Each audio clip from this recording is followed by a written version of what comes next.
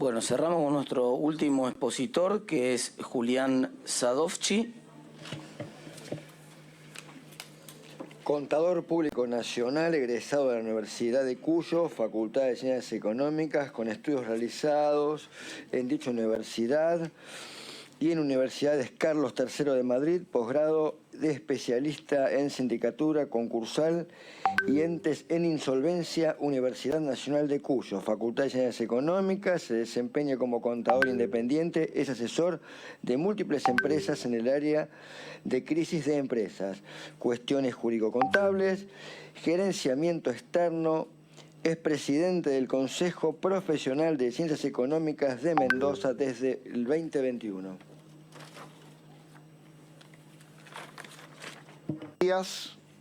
Muchas gracias al diputado Martín Tetaz por invitarme, a la diputada Pamela Verasay por Mendoza y colega.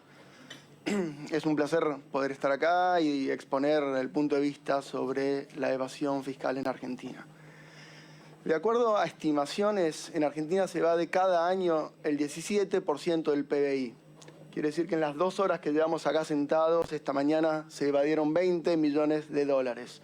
Dentro de media hora, cuando nos levantemos, se habrán evadido otros 5 millones de dólares más.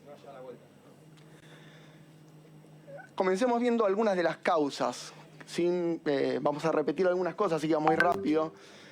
Pero tengamos presente que evadir los impuestos es un acto voluntario de no cumplir con una obligación hacia el fisco. Más allá de las imposibilidades realmente fácticas o económicas financieras, cada contribuyente decide en algún momento no pagar al fisco de acuerdo a su percepción que tenga hacia la aversión de poder ser tomado por las fiscalizadoras, sobre la incertidumbre de cómo puede realmente estar seguro de la correcta declaración de sus impuestos, el costo asociado a esta declaración, las bajas probabilidades que tenga de ser inspeccionado, la convicción de que nadie va preso por evadir impuestos, la informalidad del sector y el convencimiento de que tengo que evadir para ser competitivo dentro del sector. En base a esto es que cada uno de los contribuyentes termina evadiendo y siendo una decisión de él, no es solamente algo que viene dado. Entonces hay que ver la cuestión económica y la cuestión psicológica y social de la evasión. En base a estas premisas podemos analizar algunas prácticas generales. De acuerdo a la web de la AFIP, es su misión administrar el sistema de forma efectiva, simple y equitativa, promoviendo la cultura del cumplimiento voluntario, la formalización de la economía y la inclusión social. Se podría agregar, según la Ley 27.260, los principios de progresividad, certidumbre y coordinación federal. No creo que sea necesario detenernos a estudiar una por una las insuficiencias de estas declaraciones. AFIP controla la actividad de los contribuyentes buscando concordancia entre los ingresos y los patrimonios declarados y las transacciones realmente efectuadas. Debería tener una ambición de control basada en la equidad. En tanto se ve la voracidad de la AFIP apuntada hacia un sector sin mirar a otro. La actividad fiscal debería estar direccionada a favor de la recaudación en cumplimiento de los principios citados y no direccionada de acuerdo a quién sea el sujeto pasivo, el sector, la conveniencia o la cercanía. Los controles deben ser eficientes, maximizando la recaudación con el menor costo posible. Resulta fácil encontrar ámbitos con absoluta informalidad en la compra de materiales, en la venta, en los alquileres, en los empleos. Se advierte una decisión política de que esos ámbitos, que son justamente los más pobres de la economía, permanezcan en esta situación de clandestinidad fiscal por la decisión del propio Estado de no perjudicar más aún a estos grupos empobrecidos por las políticas económicas. Hay que revisar la cadena de evasión, determinando que si el industrial o el importador o el proveedor de estos bienes en la etapa anterior tiene un alto grado de formalidad, las posibilidades de evasión en las etapas posteriores disminuyen.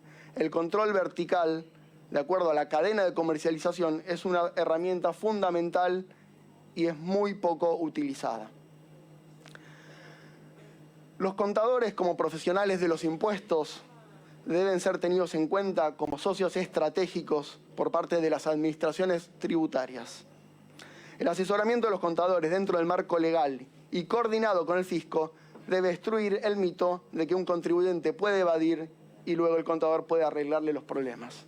Matriculados en 24 consejos profesionales y una federación que agrupa a más de 170.000 profesionales, la legislación y la fiscalización deberían nutrirse y apoyarse en estas instituciones y profesionales. Se debe establecer un patrocinio tributario ante las administraciones fiscales. Esto resulta beneficioso tanto a los actores directos, el fisco y contribuyentes, como a los actores indirectos, que es la sociedad en su conjunto. En este sentido, los contribuyentes deben realizar ciertos trámites y presentaciones ante el fisco con la firma del contador público matriculado. El profesional asumirá el compromiso de dar crédito al procedimiento y que lo informado resulta consistente con la documentación relevada. El contribuyente, por su parte, tendrá mayor seguridad. El fisco, finalmente, tendrá mayores certezas, tendrá interlocutores calificados y, finalmente, habrá mayor recaudación. Los consejos profesionales, como instituciones con poder de policía, velan por la obediencia de las normas legales, tanto en el cumplimiento de los códigos de ética de los profesionales, como asimismo en la lucha contra los no profesionales que realizan mal asesoramiento que tantas veces conduce a la evasión. Proyectos como el monotributo TEC tienen difícil aplicación. Debe atacarse la causa, en este caso la multiplicidad de tipos de cambio, en vez de poner parches sobre procesos. El proyecto de monotributo TEC no considera inseguridad jurídica que no permite avisorar que esta práctica sea mantenida en el tiempo, manteniendo las mismas condiciones sin la obligación de liquidar las divisas en el mercado único y libre de cambios al tipo de cambio oficial. Por otro lado, este proyecto genera un problema de competitividad salarial. De esa manera, los profesionales independientes que exporten sus servicios van a poder liquidar dólares a 400 pesos, mientras las empresas que exportan servicios reciben una divisa de 200 pesos con la obligación inmediata de la liquidación de las mismas. Estamos impulsando a los jóvenes profesionales en nueva tecnología a emigrar. Se debe tratar la multiplicidad de tipos de cambio y no nuevas excepciones como un nuevo tipo de cambio para un sector específico. No debe haber tipos de cambios diferenciales ni tampoco obligación de liquidar. Los dólares no son del Estado, son de la empresa o del trabajador. Debe tratarse una reforma integral del monotributo sin discriminación sobre la actividad. Estas visiones se aplican a distintos proyectos, como por ejemplo blanqueos de capital que luego son gravados, o a leyes laborales que zigzaguean entre la carga económica potencial de la empleadora. Vamos a ver algunas acciones particulares. Con el riesgo de ponerme aburrido, soy contador y técnico. Respecto a las micro y pequeña y mediana empresa, el 99% de las empresas empleadoras son MIPYME. Son generadoras de empleo y dentro de las MIPYME con empleados, el 96% de ellas tienen menos de 50 empleados.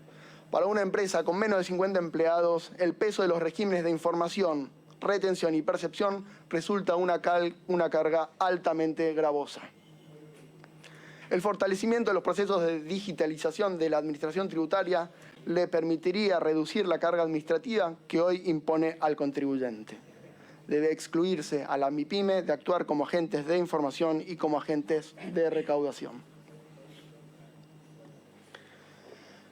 Los fondos destinados por el Estado anualmente a la capacitación de las MIPYME no son totalmente utilizados. El Estado podría implementar y solventar programas de auditoría para MIPYME, facilitando el cumplimiento fiscal de estas empresas.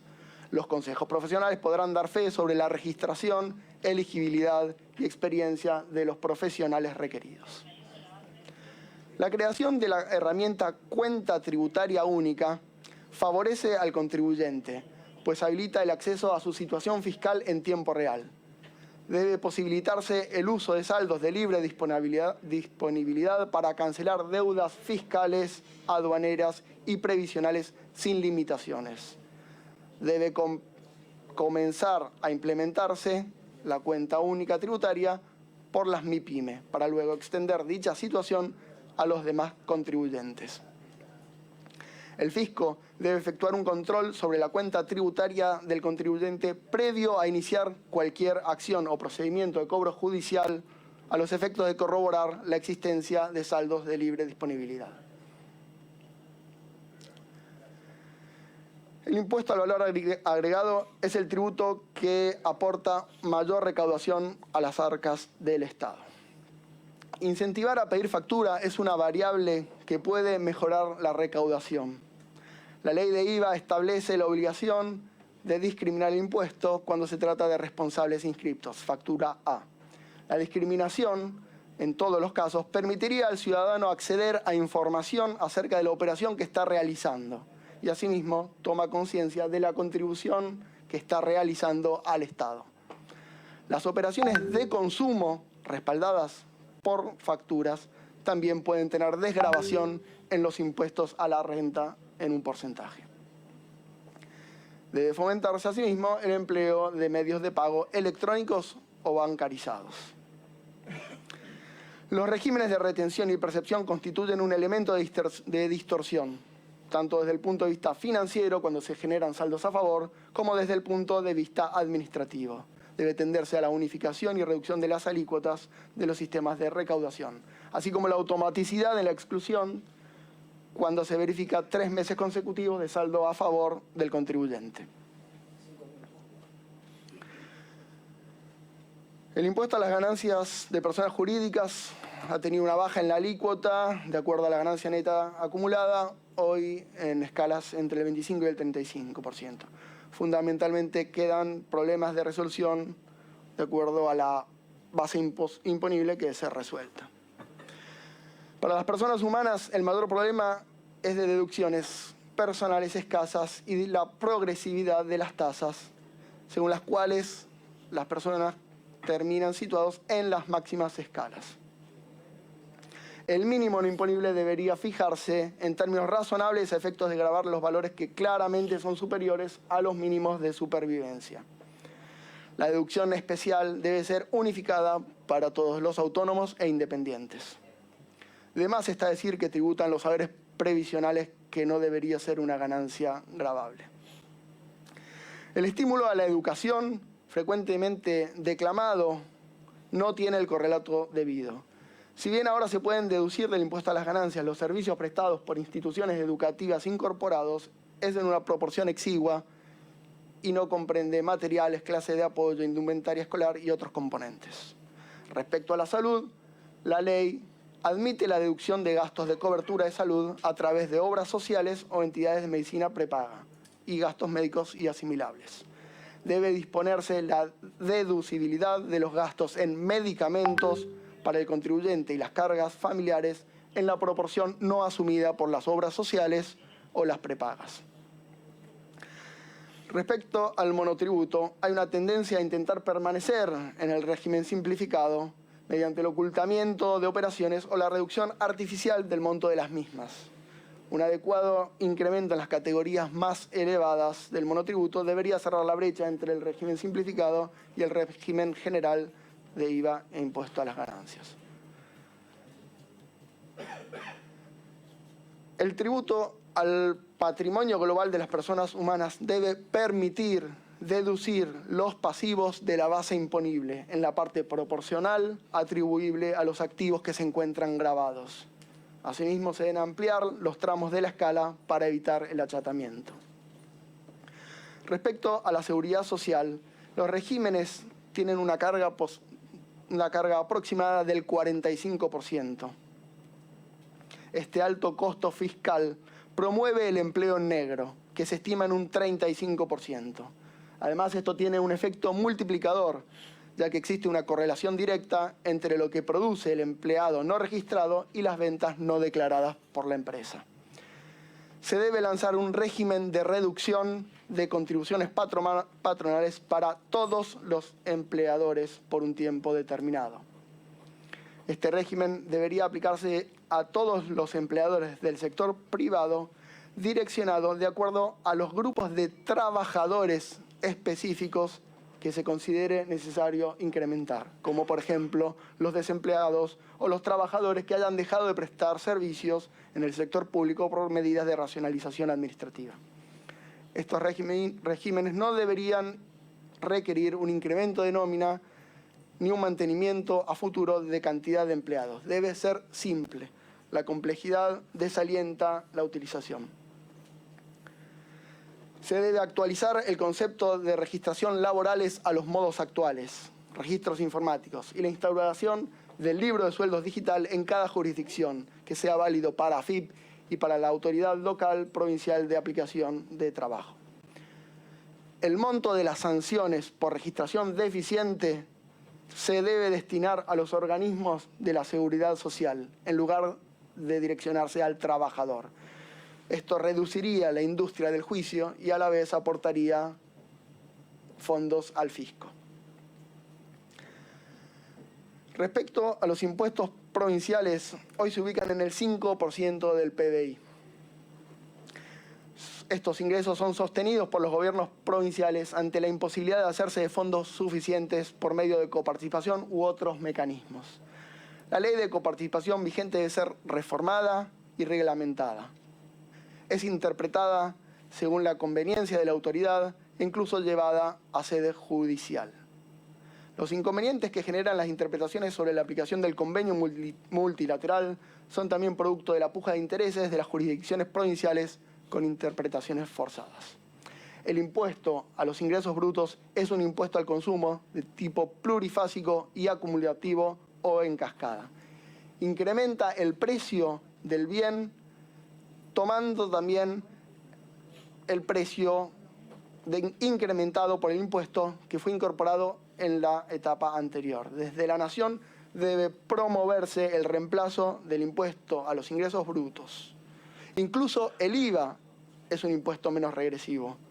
La estructura sistemática del impuesto a los ingresos brutos y el convenio multilateral debe aplicarse para asignar a las provincias participación en el IVA. El impuesto de sello grava instrumentos con contenido económico. A través del Consenso Fiscal 2017, las jurisdicciones se comprometieron a disminuir las alícuotas y finalmente eliminarlo, lo que no está sucediendo. Se debe eliminar el impuesto de sellos o concentrarlo en operaciones con bienes registrables exclusivamente. Quiero terminar la exposición con un breve comentario sobre algunas acciones que están sucediendo en Mendoza que de a poco intentan ir en el camino esbozado, acotado a los impuestos provinciales, por supuesto. El Código Fiscal de Mendoza realiza una simplificación en su normativa por la cual se mejora la exposición y la redacción. Es algo que requerimos a nivel nacional.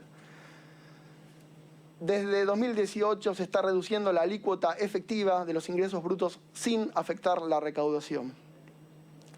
La reducción de alícuotas de ingresos brutos para microempresas, para actividades intermedias, para contribuyentes medianos y tasa cero sigue su camino en la provincia y no está influyendo en la recaudación.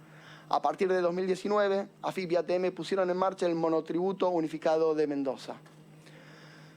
Respecto a los impuestos patrimoniales, se mantienen y se limitan los ajustes inflacionarios. Como contadores, todos los días vemos la problemática de las empresas y de los contribuyentes. Entendemos que el objetivo de cada uno de los actores de la economía es hacer lo que saben hacer, trabajar y producir, hacer las cosas bien y generar. Quieren vivir tranquilos. Nadie tiene como objetivo estar al margen de la ley, nadie tiene como objetivo evadir. Es el sistema el que los empuja a esto. Conformemos un sistema que incluya al contribuyente por el camino fiscal y no el camino evasivo. Muchas gracias.